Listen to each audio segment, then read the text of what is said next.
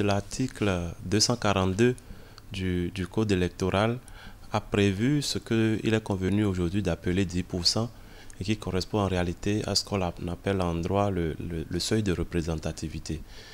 Cet article veut que, désormais, avant de prétendre à participer à la répartition des sièges, que les listes de candidatures en compétition atteignent un seuil de 10%, c'est-à-dire prouvent qu'ils sont d'une certaine représentativité sur le plan national. De façon concrète, comment cela va se traduire?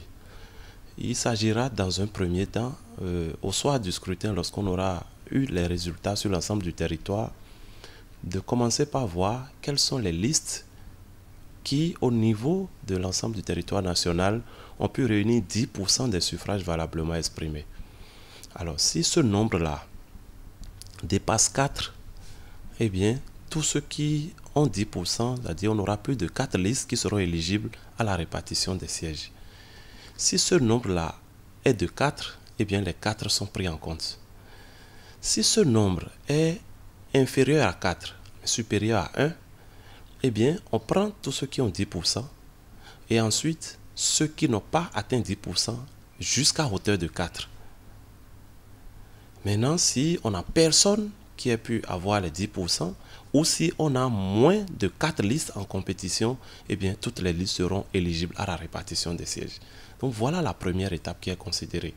Et lorsqu'on a fini cette étape et qu'on a retenu les listes éligibles qui peuvent être inférieures ou supérieures à 4 à condition que ceux qui dépassent 4 aient également 10%, on descend maintenant dans les circonscriptions électorales pour voir parmi ces listes éligibles quelles sont celles qui ont le plus de suffrages exprimés au niveau des circonscriptions électorales. Et c'est à ce moment-là qu'on répartit les sièges suivant le système de la proportionnelle avec la plus forte moyenne que l'on a toujours appliqué jusque-là.